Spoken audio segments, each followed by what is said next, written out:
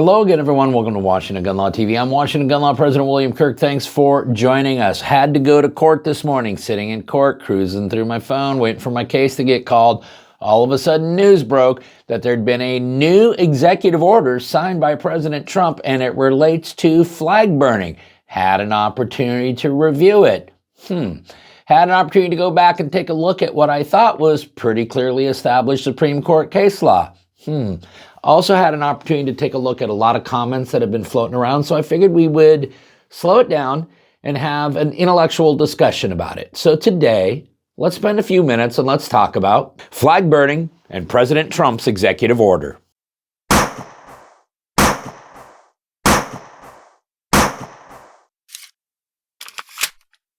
Okay, America, we are going to do a crash course about the laws surrounding flag burning. Why is that? Well, because the president is pretty ticked off to the point that he has now executed an executive order. We're going to go over the executive order because I want you to understand what it does and really in a lot of part what it doesn't do. But then we're going to also have to go over some pretty clearly delineated Supreme Court case law about this issue as well, so we can all ask ourselves, is this really the best way to be handling this situation? Now today, we're going to be geeking out on a Supreme Court case, a case that was decided in 1989. That is the case of Texas v. Johnson. Mr. Johnson was convicted of burning a flag outside the 1984 Republican National Convention because he was not a fan of then President Reagan. The case went all the way to the United States Supreme Court, and in a 5-4 decision, the Supreme Court held that burning the flag as a form of political protest was in fact protected activity under the First Amendment. Now, we're not going to go through the whole executive order, but we are going to link it all up down below so that you can geek out on every word for yourself if you so desire. But we are going to talk about some pertinent language because even the president does acknowledge that Texas v. Johnson is case law. Now, the president's order starts off with the importance of the American flag, which I agree absolutely with every single word that the president has to say. And as a side note, I am not here defending flag burning, okay? I find the act to be repulsive. I find the act to be repugnant. I, in a million years, could never understand how I would ever be in a situation where I would do that. But that is me. And our reactions to it, and this is going to be hard, but I want you to kind of go back and I want you to think about how the other side has acted on things, okay, with cancel culture and all that. So I want you guys to all kind of take a deep breath here, but how you feel about it actually is kind of irrelevant. Our great American flag is the most sacred and cherished symbol of the United States of America and of American freedom, identity, and strength. The American flag is a special symbol in our national life that should unite and represent all Americans of every background and walk of life. Desecrating it is uniquely offensive and provocative. I agree with every single word that the president uses there in the executive order. Now, when we start getting to the heart of the matter, however, the order reads as follows. Notwithstanding the Supreme Court's ruling on First Amendment protections, the court has never held that American flag desecration conducted in a manner that is likely to incite imminent lawless action or that is an action amounting to fighting words is constitutionally protected. That is true. When we go back and we take a look at what Texas v. Johnson actually ruled, that is hyper-technically correct. However, those arguments were made by the state of Texas and found to be unpersuasive to the United States Supreme Court. But again, I would want everyone to focus that when we talk about likely to incite violence or highly offensive, what we are talking about is the emotional reaction of those individuals who are not engaged in the activity. And let us remember that the very reason that people are burning flags in political protest is to what? That's right, exactly incite that type of emotional reaction in others.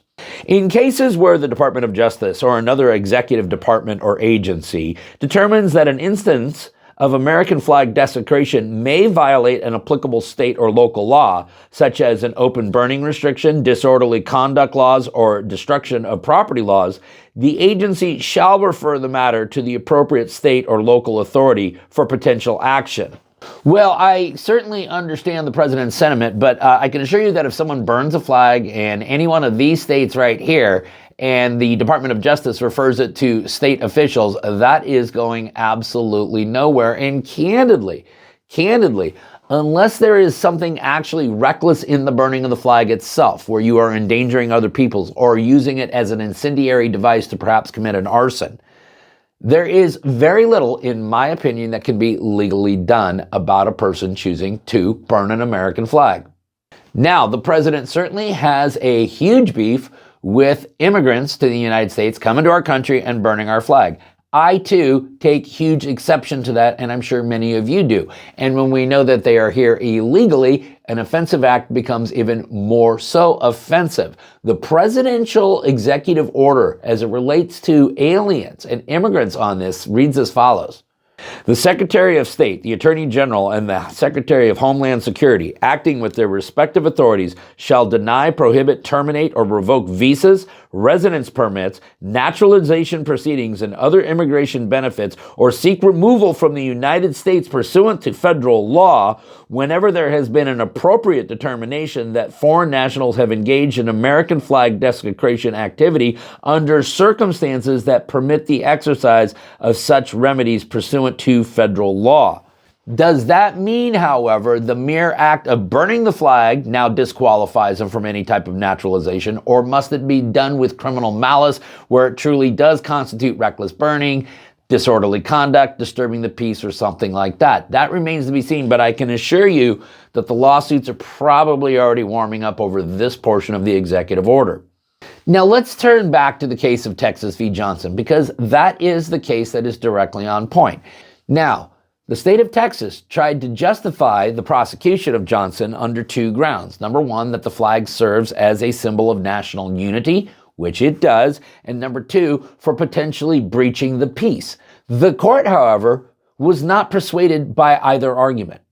In fact, following in a long line of anti-war protests, predominantly coming out through the Vietnam War era, there had already been well-developed case law talking about desecration of other national symbols as a form of political speech, which ultimately led the United States Supreme Court in Texas v. Johnson to point out a government cannot mandate by fiat a feeling of unity in its citizens.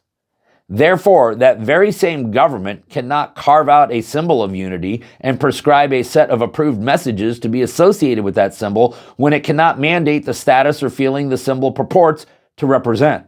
Now, does just burning a flag actually constitute an act of speech? Many people say that, well, that's not free speech, that's actually illegal activity. The Supreme Court has carved out a test, though, where actions can, in fact, be interpreted to be a form of political speech. The test of which was laid out in Texas v. Johnson as an intent to convey a particularized message was present, and whether the likelihood was great that the message would be understood by those who view it. And so the burning of the flag is labeled as expressive conduct, which if you go back and you look at the trial record and the oral argument record on Texas v. Johnson, you will see that the state of Texas actually conceded that Johnson was engaged in expressive conduct. And that was not lost on the United States Supreme Court when they ruled Johnson burned an American flag as part, indeed, as the culmination of a political demonstration that coincided with the convening of the Republican Party and its renomination of Ronald Reagan for president. The expressive, overtly political nature of this conduct was both intentional and overwhelmingly apparent. Now, one of the other ways that the state of Texas tried to justify this is that Johnson was disturbing the peace. And they do have laws on the books there that do not allow people to go out and disturb the peace. However, the Supreme Court was not convinced that this activity standing alone was disturbing the peace. And again, it did so by pointing out that the visceral reaction of those who watch this activity is mildly irrelevant to the equation. The state's position, therefore, amounts to a claim that an audience that takes serious offense at a particular expression is necessarily likely to disturb the peace, and that the expression may be prohibited on that basis. Our precedents do not countenance such a presumption. On the contrary, they recognize that a principal function of free speech under our system of government is to invite dispute. It may indeed best serve its high purpose when it induces a condition of unrest, creates dissatisfaction with the conditions as they are, or even stirs people to anger.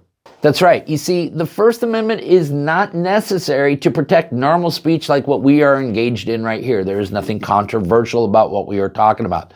The First Amendment was designed to actually protect speech that is out on the polar ends of both sides of the political spectrum. But I will point out, if you look at American history, somebody had a crazy idea way out here on the political spectrum back in the 1800s, like, hey, maybe we shouldn't own slaves anymore. Now, that may have seemed like a really crazy idea at the time, but ultimately worked its way not only into mainstream political discussion, but ultimately became the law of the land.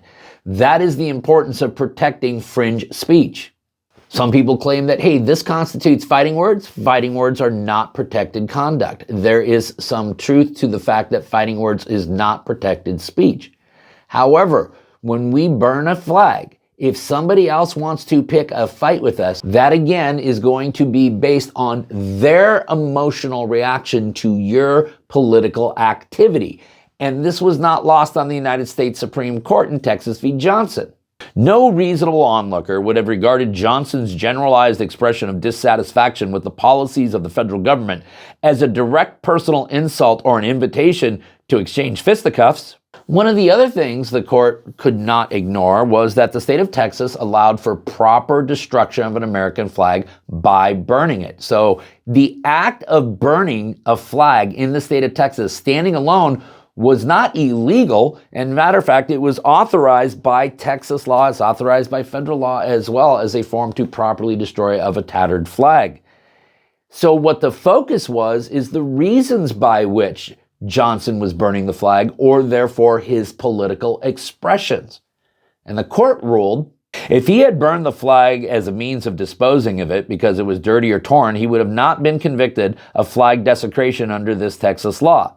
Federal law designates burning as the preferred means of disposing of a flag when it is in such condition that it is no longer a fitting emblem for display. Texas has no quarrel with this means of disposal.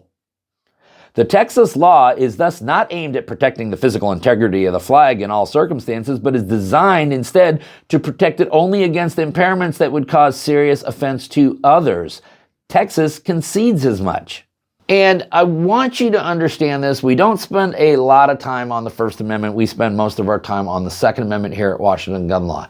But an absolute bedrock principle of the First Amendment is, and the court announced this in Texas v. Johnson, if there is a bedrock principle underlying the First Amendment, it is that government may not prohibit the expression of an idea simply because society finds the idea itself offensive or disagreeable. And for that reason, if there are any laws which prohibited the burning of this flag, or this flag, or this flag, or this flag, I too would believe that each and every one of those laws are unconstitutional just as much as any prohibition on burning this flag. And ultimately, America, what the United States Supreme Court ruled, and I don't always agree with the United States Supreme Court, but I strongly agree with this, and this is why we all need to stay engaged in this process, and why we need to call out bad actions by both sides of the political aisle. And I ask all of you, do you really think that executive order after executive order after executive order is the way we are going to solve all of our problems? Because there are far too many to be solved through executive order. Ultimately, the president has even made statements that this could result in criminal punishment. I am unaware of any president being able to implement laws that would result in criminal punishment through executive fiat. And if they want to pass a law that makes this activity criminal, they may do so, and we will have that then go through a constitutional challenge. Now, I think the Supreme Court said it best when they said in Texas v. Johnson, the way to preserve the flag's special role is not to punish those who feel differently about these matters. It is to persuade them that they are wrong. So, Mr. President, I don't know whether you're just throwing some red meat to your base and you want to kind of chum the water for them, or if you really honestly think that this could actually withstand constitutional scrutiny. I get that we, as red-blooded, God-loving Americans, find the burning of the American flag as one of the most offensive and repugnant actions humanly imaginable. But despite that, because we are stewards of this country, we also have to recognize that that is constitutionally protected activity. And someday, I want you to understand that this type of activity could be engaged in by those on the other side of the political aisle. And if it's not this flag they're burning, there are plenty of other flags that they may want to burn as a form of political expression. And as Americans, we should all have the right to do so. Okay, listen, we're going to go ahead and we're going to link up the presidential executive order down below so that you can geek out on it for yourself. We're also going to link up Texas v. Johnson so you don't have to take our word for it. You can actually read the opinion of the court. Now, listen. If you got any questions about this or anything else related to what's left of our Second Amendment rights, you guys should know how to get a hold of Washington gun law by now. But if you don't, that's okay. That information is down there in the description box. If you got an idea for a video we should be doing around here, click on that link right there and tell us all about it. If you want to subscribe to the monthly newsletter, that information is down there in the description box. And then finally, and most importantly, let's everyone remember that part of being a lawful and responsible gun owner, like we talk about all the time here, is to know what the law is in every situation and how it applies to you in any instance that you may find yourself. Until next time, thanks for watching. Stay safe.